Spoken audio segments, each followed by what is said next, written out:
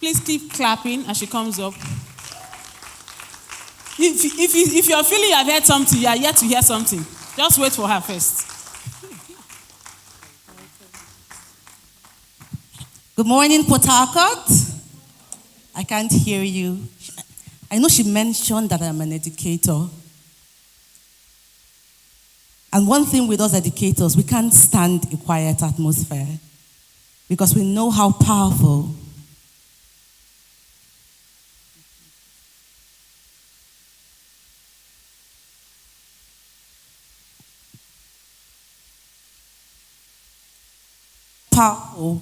your ability to respond is to what you take out from this session. So I'm going to say good morning, Port Harcourt again. Good morning, everybody. My name is Precious, and I bring you greetings from the very beautiful city of Uyo, Akwa Ibom State. I am honestly delighted to be here, and I would like to start by appreciating the host, the pastor who has given us the privilege to be here. I believe that honor, he is deserving of our honor. True or false? So I honor the host of this program, the pastor of this house in his absence. I also honor the visionary convener. You know, Miss Green said that it takes a lot to organize anything that has to do with people converging in a location. I do that for a living, so I know what it has taken Mrs. Gladys to run this event. So, if your hands are not busy, can we please give her a big God bless you? Now, that one is probably for her little son that was sitting here. Now, can we give her a proper God bless you and thank you for investing in the next generation? I think I also would honor her husband. I don't know his name, but I have been gifted with a good man. And we as wives, we know what it is when you have a husband who is not just a husband, but a pillar. So please, can we acknowledge the head over Mrs. Gladys? Thank you so much, sir, for everything you're doing. We all know that if he didn't give his support, we won't be here today. True or false? So we deeply appreciate you, sir. Like I said, my name is Precious. And today, I want to have a conversation with you. Please, I ask that you give me your ears, your eyes, and every sense that you have, because I'm about to take you on a journey. I'd like to start my session by telling you about a woman in history. A woman that history will never forget. Her name was Susanna Wesley. If you've ever heard of the Methodist movement, the Methodist Church, then we all have Susanna Wesley to thank God for. Now, Susanna Wesley lived in England in the 1600s. She wasn't a pastor. She wasn't even educated. She wasn't exposed. She was just a mother. But beyond being just a mother, Susanna was a mother with a purpose. She didn't have a platform. She didn't have money. She didn't have wealth. But she was a mother who made a commitment to raising global champions. Please follow this story. This woman had 19 children. No husband, no nanny, no support whatsoever. But she was intentional and radical about how she raised her children. The story tells us that Susanna dedicated 1 hour every week to nurturing and having heart-to-heart conversations with her children. Now, if you remember, I said that we have this woman to thank for the Methodist revival movement. We all know where, if you understand the history of the church, you know the role the Methodist revival played in the sustenance of the church up till today. We have this woman. At the end of the day, 2 out of those 19 children were John and Charles Wesley, the people who founded the Methodist movement. John Wesley was asked a question about his faith, his convictions, and what helped him build a church that after the 1600s is still here today, that has captured the whole world. He was asked, what gave you the fire to drive this? And John pointed to one person. And that person was who, everybody? His mother. This tells us the power of a parent, the power of a mother, the power of a caregiver, the power of a voice. If that woman did not understand the role she played in this parenting thing, I bet you that probably those children wouldn't have amounted to what they amount today. Now, as I stand before you today, I want to talk about the power of a shepherd parent. You know, when Gladys sent the topic, I've had to speak on tons of concepts around parenting for the years I've worked in this space, but I've never come across the concept of the shepherd parent. So this made me go back to do some research. Before we delve right into my topic and everything that I would need you to know about shepherd parenting, it's a very heavy concept. Please follow me. We are here today because we have a mandate. The Life Givers Conference for 2026 has a mandate. And that mandate is to do what? To raise global champions. That's the mandate. But permit me to start my session by saying that champions are not mass-produced. Champions are not mass-produced in schools. They are not mass-produced in assembly lines. Champions are not mass-produced in communities. Champions are intentionally designed.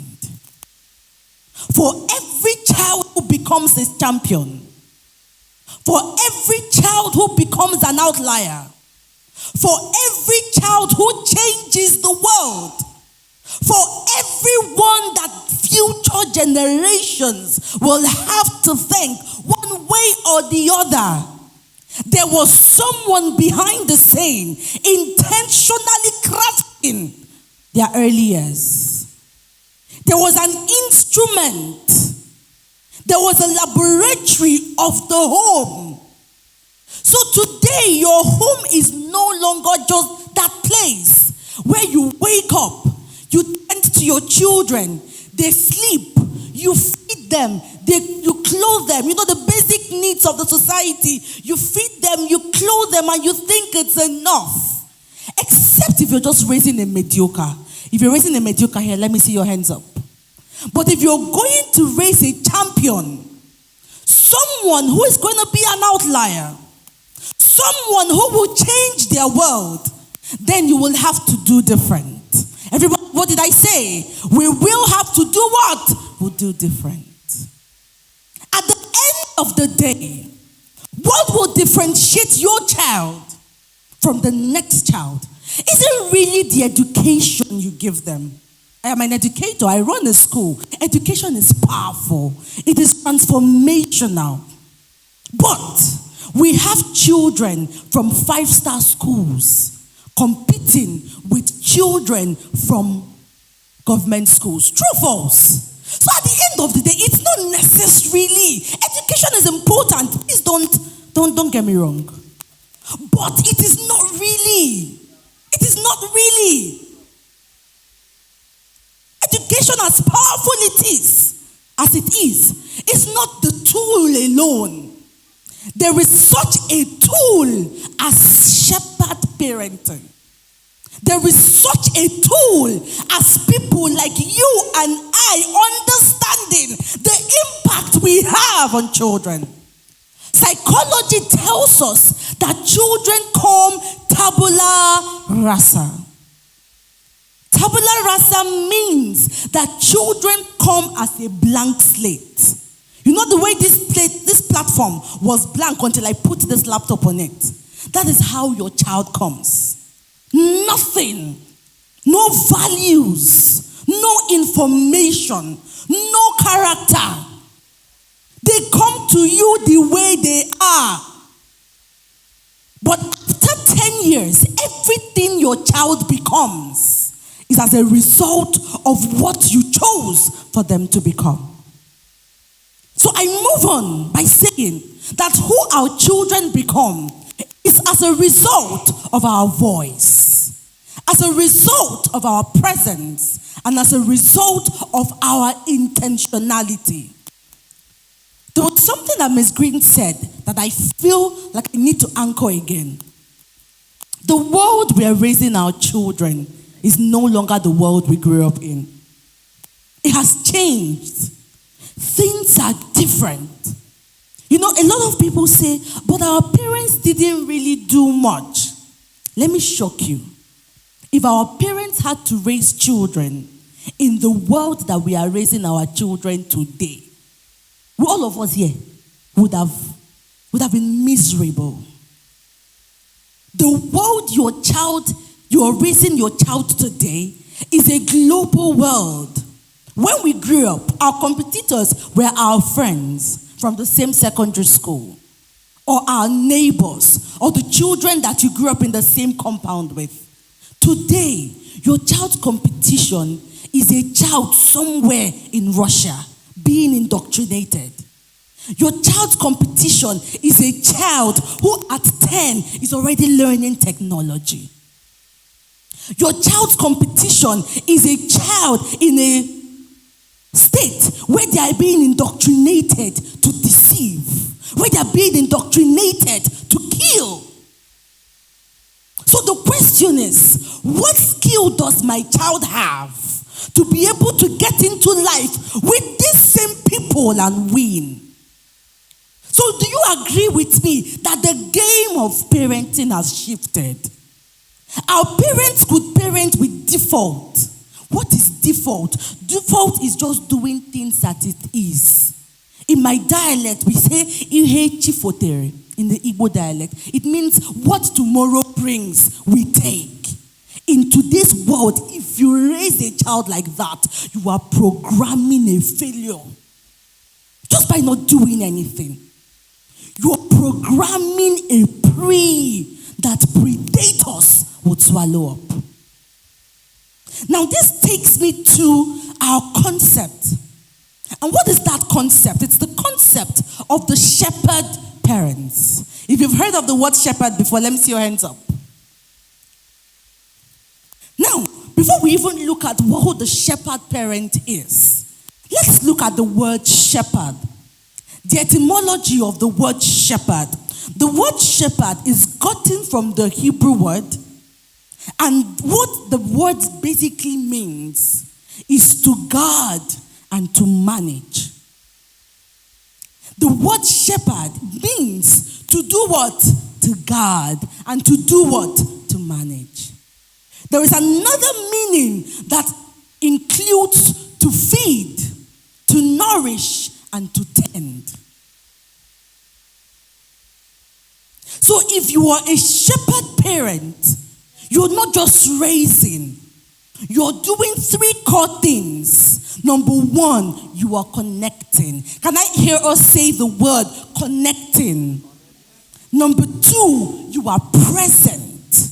You are available. And number 3, you are sacrificial. These are the core tenets of being a shepherd parent. Number 1 is what? Intimate, connecting. Number 2 is present and available. Number 3 is sacrificial, enough to protect. So when I say a shepherd parent, I'm not just talking about a parent who manages their children. I'm talking about a parent who is intimate with them. Another synonym for intimate would be connected. Everybody say connected. You're present, not just to provide the needs. Oh, I give you clothing, I give you shelter, I pay your fees. Those things are minimum entry requirements. If that's all you do as a parent, I'm sorry, you're joking. shepherd parenting has transitioned. It has transitioned from providing the basic needs to ensuring that you have connection, which is intimacy, you are present, which is being available, and you protect, you sacrifice of yourself, of your time, of your safety to ensure that these children are growing. Now let us move on to two types of parents that we have in the world. You know, in Nigeria, we don't exactly have the proper shepherding ecosystem here. When it has to do with taking care of animals, animal keepers, what we have are cattle herders. True or false? A lot of us, true or false, everybody? I want to hear your voice, everyone. True or false? Thank you. We have the cattle herders. My daughter is fascinated with cattle herders. She sees those guys and she doesn't understand how a person can control a large flock of cattle with just a stick. One dagger like this, their cattle have gone this way. Can I put it to you that a lot of us are not shepherd parents? A lot of us are cattle herders. These are the two categories. So I believe that at the end of this session, you should be able to answer a question. Which parent am I? Am I the cattle herder? If I can have that slide, I would really appreciate it. Am I the cattle herder or am I a shepherd parent? A cattle herder drives from behind with fear and trembling. One of the speakers mentioned it. You come home, your children are literally fidgeting because the lion of the tribe of the household has prevailed. They've come back from work. They've come back with fierceness. The cattle herder parent drives from behind with pressure and fear, while the shepherd parent leads from the front. I will explain this concept with presence and with what, everybody? With trust.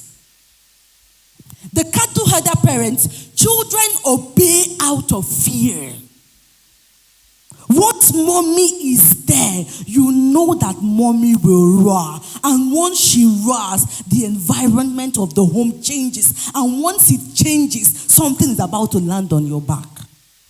But a shepherd parent produces, children follow out of love. The cattle herder parent produces compliance. Because I said it, you do it. The shepherd parent produces conviction. Permit me to say that in the 21st century, in today's world, if all you do is expect compliance from your children, what will happen is that when in your absence, they go back to manual setting. When they leave your home, they return to those things you were screaming about. We do not steal, don't you know you're not supposed to steal because you're not there. The child has to comply. But if you are a shepherd parent, the child does not just understand what they are not supposed to do. The child understands the why. They understand the values that back the why. A lot of Christians, I love that Mrs. Ebelema mentioned that as Christians, we will at a point have to tell ourselves the truth. A lot of us parents, we are compliance officers. You don't care if your child understands the why.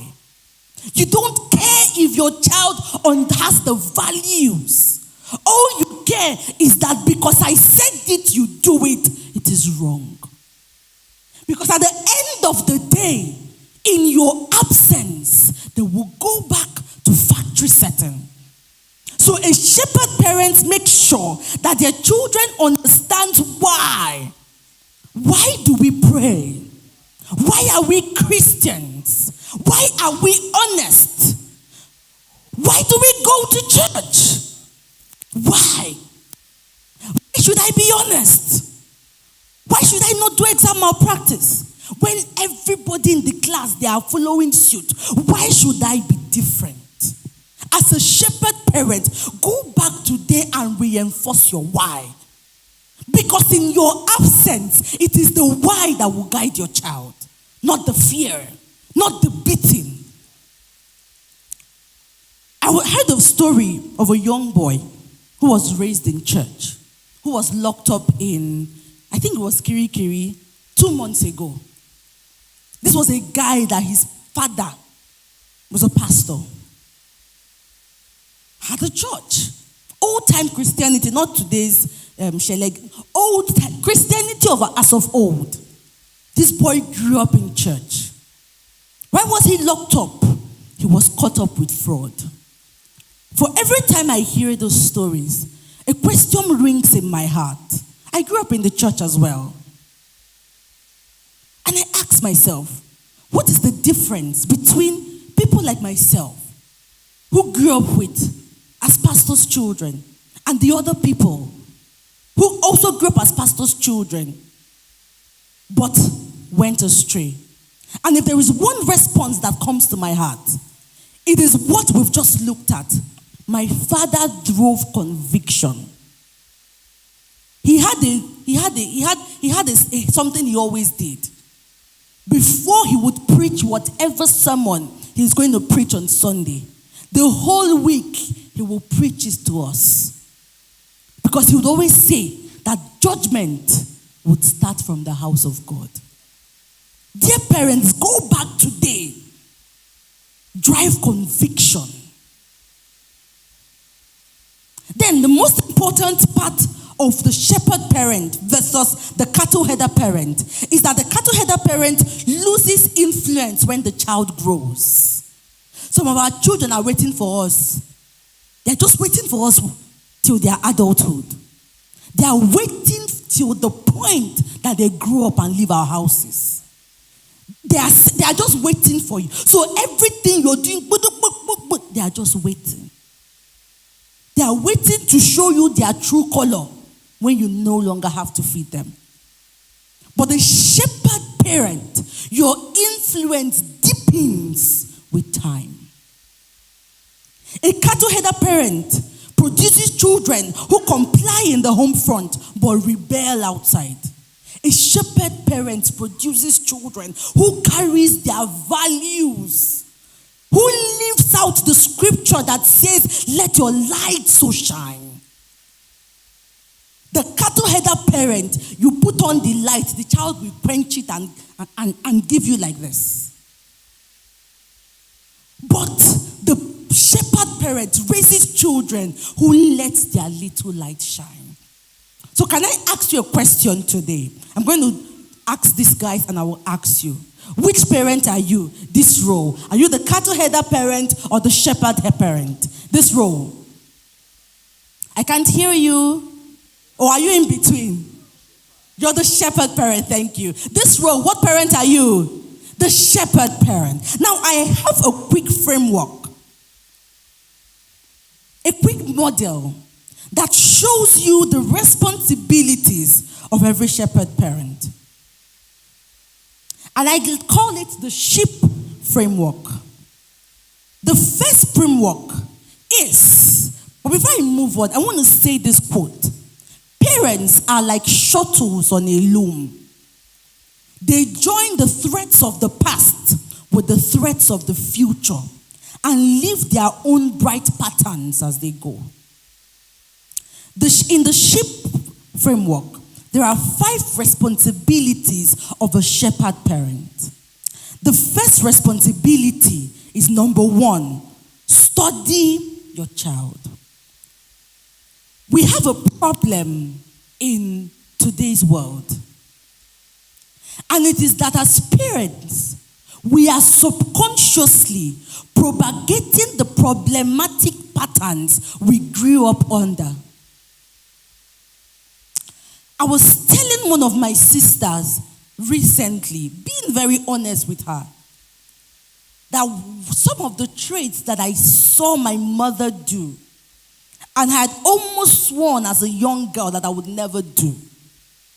Even as a coach, I caught myself unconsciously doing the same thing.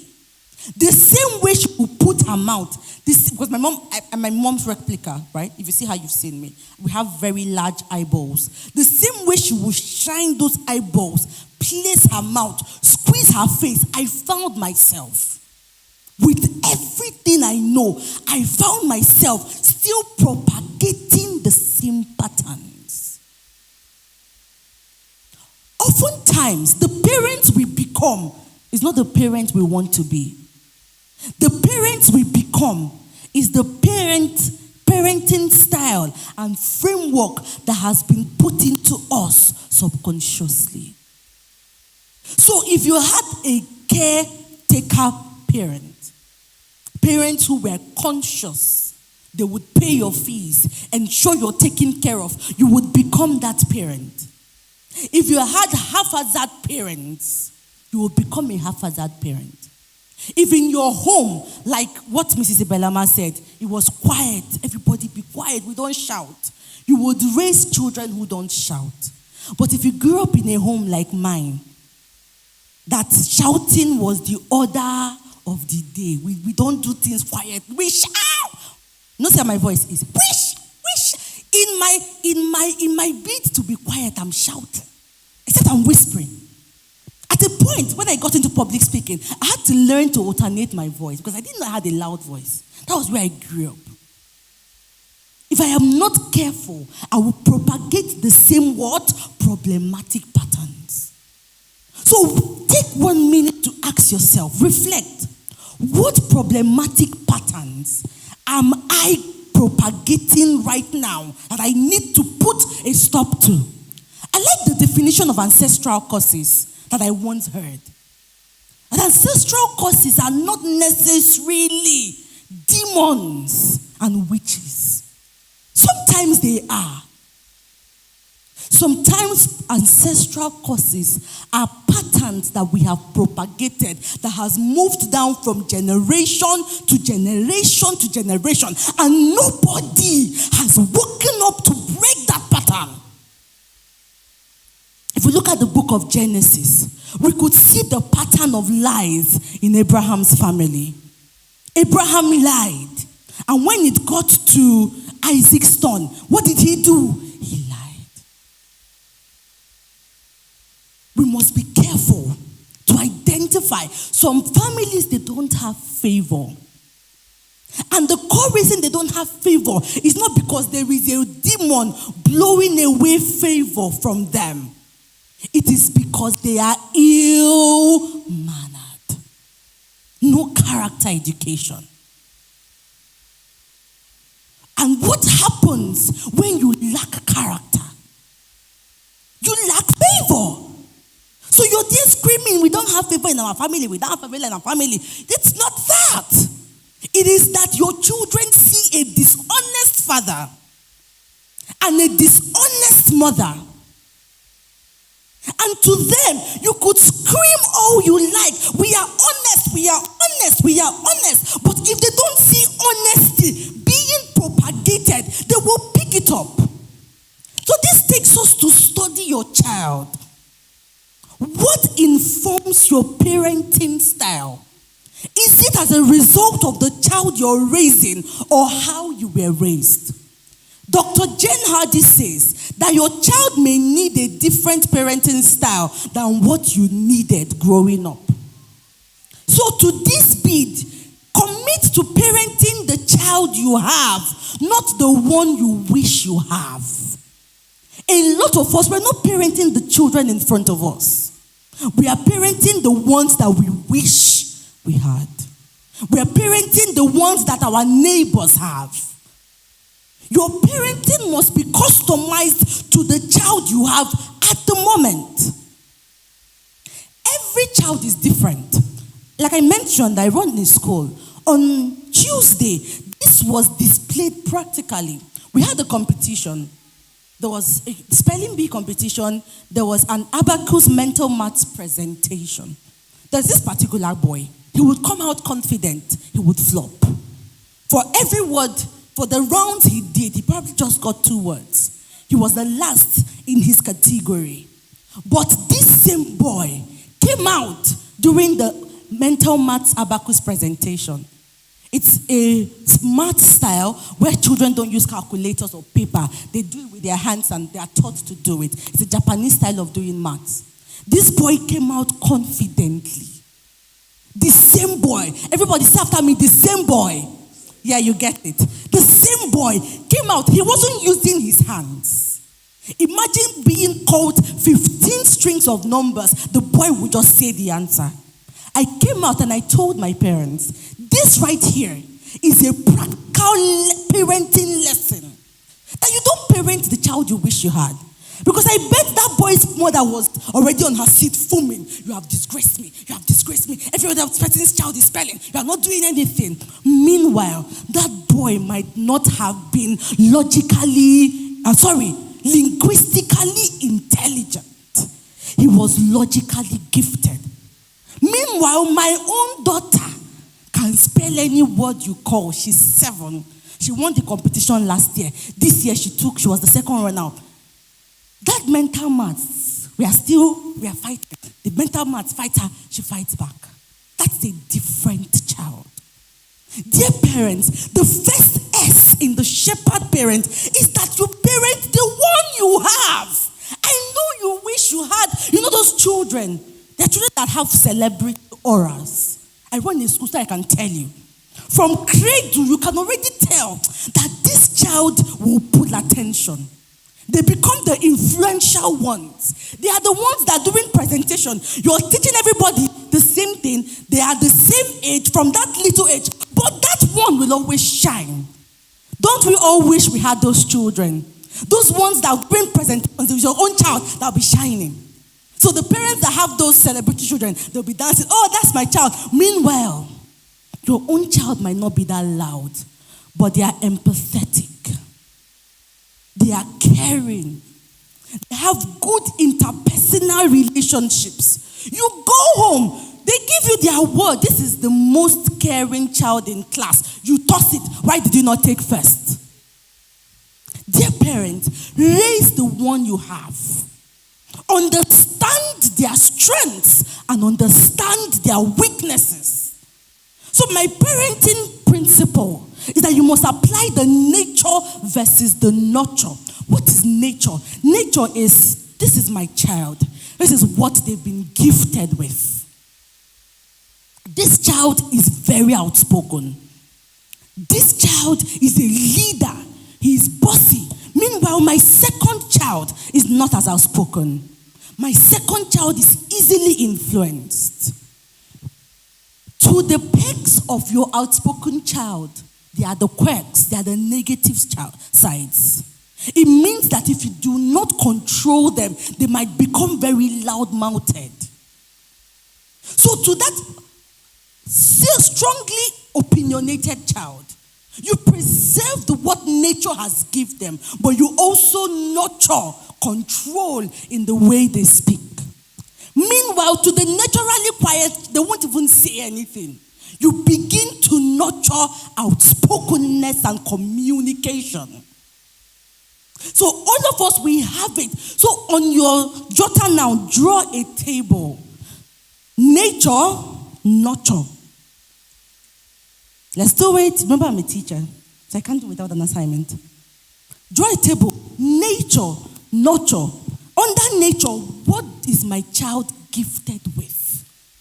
It could be the simplest things that you are ignoring. I have a child in my school who is just very observant. His mates could play. His mates could play. And they keep the toys, and he sees a toy just falling somewhere.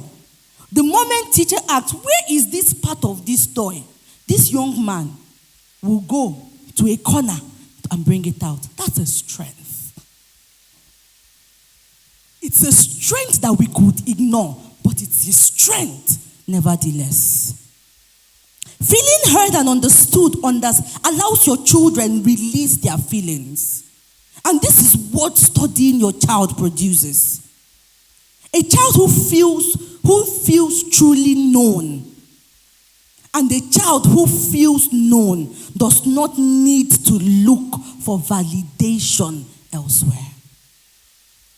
A child that feels seen and known doesn't need to look for validation elsewhere. We're living in a society of people that are willing to go through the lens to look for validation from anybody and anywhere. One thing studying your child does for you is letting them know that irrespective of your strengths, your weaknesses, your opportunities, your threats, irrespective of that, I see you and I love you. Not because you're the first. I love you because you are you. The Bible says that he loved us first. First, use the same principle as a parent. Love your child first, irrespective. Love them. The next one is to go ahead of your child. Go ahead from your child. You lead from the front, not from the back. James Baldwin, a quote, I love quotes a lot. He says that children have never been really good at listening to their elders. So if you think your child does not listen, it didn't start in your house. Children have never been really good at listening to their elders, but they have never failed to imitate them.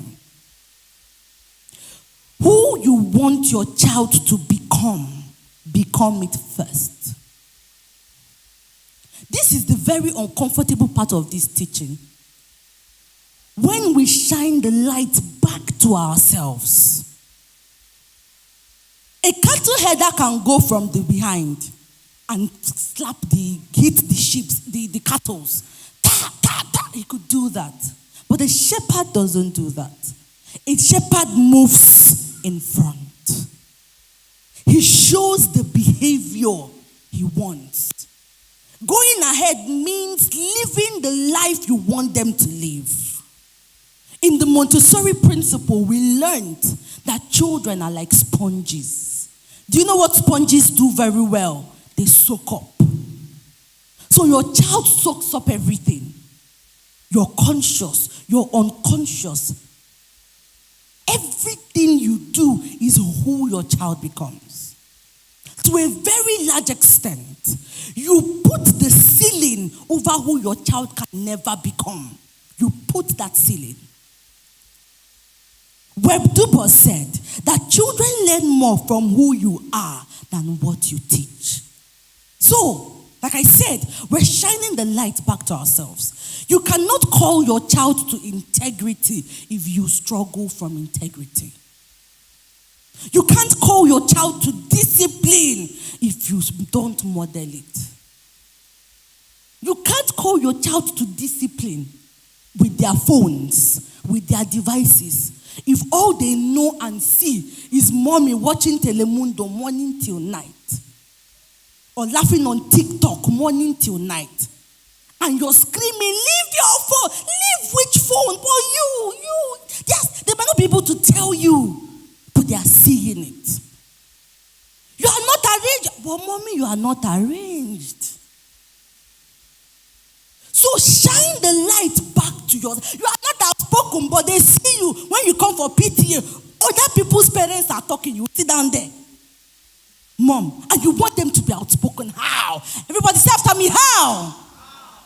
To who you want them to become it first. Demand higher of yourself.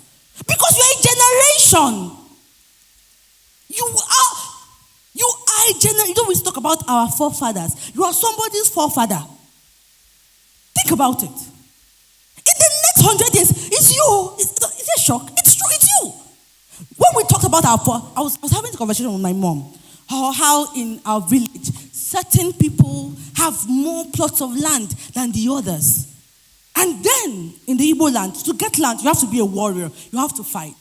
So typically, the people who have the more expanse of land were people who were physically gifted, people who were strong, who could lead troops. So they grabbed more land than the people who were smaller, and that's what's happening in today's world.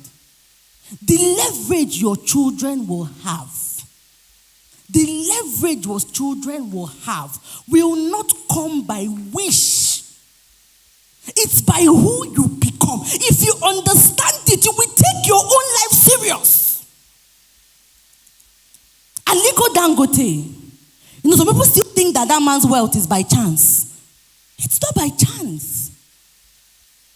His grandfather at a time was the richest man in West Africa from his maternal side. It was said that when he started that Dangote group of companies, that his uncle lent him the money needed. The same was said of Otedola. Otedola's father was part of the past governors of Lagos State. Otedola's father. Elumelu, this guy, Elumelu, his father-in-law is one of the past chairmen of UBA at the moment. Your children need leverage, oh. Your children need leverage, oh. For every time you want to waste your life, remember that there are people whose lives are tied to your own. So going out of them is not being perfect. It's being honest. It's being consistent, and it is being willing to grow. It is being willing to step up higher. That's what going ahead of them means. Now, the next point is number E. Establish their identity. This was what Mrs. Green talked about, but I'm going to come from a different light. But can we go back to S? So I'm sure that I was not speaking to myself. S was what? Oh, beautiful. H was what? Go ahead of them. E is what? Establish their identity. Matthew Jacobson says that behind every young child who believes in himself is a parent who believed first. Behind every young child, I see it in my school. For every child who bounces it into gate like my father owns the world, there is a father feeding that confidence. And behind every child who comes scared, there is a parent somewhere beating out the genius from that child. I had a child who came to my school. If you talk, she will fidget. It's not shout, it's talk. Like, come, go. When we understudied the family, for every time her parents came to pick her, there was a shouting, they would twist the ear, there was always something physical happening. For us to have helped that child learn, we had to go back to rebuilding her confidence. There was a scripture, Judges chapter 6, verse 12. The Bible illustrates how powerful identity is in the story of Gideon. Gideon was an ordinary man, a petite ordinary man who was just threshing in where they thresh. He was just hiding from the people who were from the army. He was just living a normal life. There was nothing extraordinary about Gideon. Nothing. But the Bible says that the angel appeared to him and he said to him, can we read that part loudly? Loudly. Can we read it together, everybody? The Lord is with you, you mighty man of what? Valor. I like to think that the moment the angel said this, Gideon looked back. Are you talking to who? Are you talking to me? Thank you, sir. Is it me you're talking to? Who is a mighty man of valor? I'm here hiding. You're calling me a mighty man of valor. We live in a world that is constantly labeling our children. Look at your head, too big. Mrs. Green said they called her Mortex bottle. You know what they called me? A very long name, Elegbedudu. world your children grow up in. I have a chubby daughter who came premature. Right now she's chubby. If you're a mother here, if you have a child who came full length of time, your child would probably be 2.5 kg, 3 kg. My daughter came at 1.15 kg. While in the SEBU, she went down to 850 grams. She was all skeleton. And her dad has a big skull. So she was all skeleton with a very big skull. My husband has a long, his forehead is long. So she had that. So the doctors suspected she had probably had brain bleed because her head was unusually bigger than the body. At a point, she was suspected to have Down syndrome. At a point. But in that state, I always used to shout it. Hey! See, fine girl was born. She was not fine to God. Me, the mother, knew that my child, she was not fine. It's not, if I carry her out, I have to cover her head because if you see the head, you'll be like, what? People will come and say, you know how people come to see your child and they're first shocked before they now see the child. But I roared like a mother because I understand my place. I'm not just a mother who nurtures. I'm a matriarch. And I speak what I want to see into that child. Today, guys, do you know my daughter? She's a fine girl. Victory is beautiful. Not be chives. She's a fine girl. I spoke it. I remember I started my school because of that little girl. So if you are here and you are in my position, speak, oh, what did I say? Speak, shout it right. Let the earth know that this one, I won't give up on you. We went to school. The first school she was. When they're doing presentation, she'll just be there, you know. I was like, God, now my picking with this. During after the exam, I went to the teacher. I said, teacher, how far?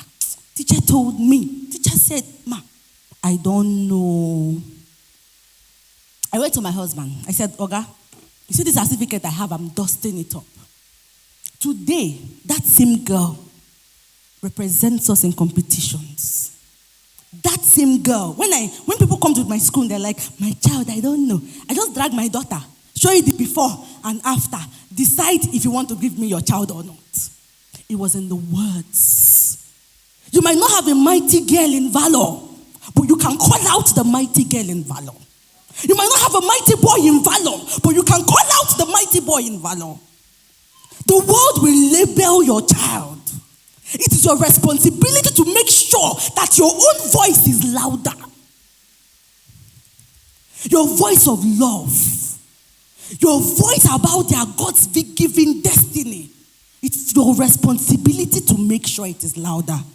Peggy O'Mara says that the way we talk to our children becomes their inner voice. So at the end of the day, how am I talking to this child? God's model is powerful. Gideon was the least of his family, but he wasn't addressed by who he was at the time. God addressed him by the future that he saw. Are we together here? E is protect the environment. The world, the devil is out there as a roaring lion, looking for the child he will devour. Sometime in March, I think exactly a month today, I was in Umuahia. I was at a conference. And we had, part of the speakers was a CP. She was a police officer. She told us stories. Stories of young girls being abused. Stories of a young boy contracting AIDS from a barber. The devil is out like a lion. He's roaring, looking for the child he will devour. Will you allow him devour your own? I can't hear you. Will you allow him devour your own? Frank Frederick Douglass says that it's easier to build strong children than to repair broken men. The Bible says that the enemy comes. What does he come to do? To kill, to steal, and to destroy. Your responsibility is to raise the hedge of protection over your child. Not just physical protection, it is mental protection. Do you know that there are things your child will see that they will never be the same again? Do you know children who have been addicted to X-rated material because of a careless and a callous parent who thinks, oh, now it doesn't make sense? Do you know children that have been mentally destroyed because they saw things that was too big for them? Protect your child. Protect their subconscious. Protect them from your ills. This one I said is very powerful. When we all live here, we take away the makeup. We take away the pretty dresses. We take away the part of us that people know. Everybody here. We know that there is that part that God is still helping us. Just nod your head if you know, like me. There's a part that makes us go back to the cross and say, Father, help me. If you don't help me, now die I did. Protect your children from that part.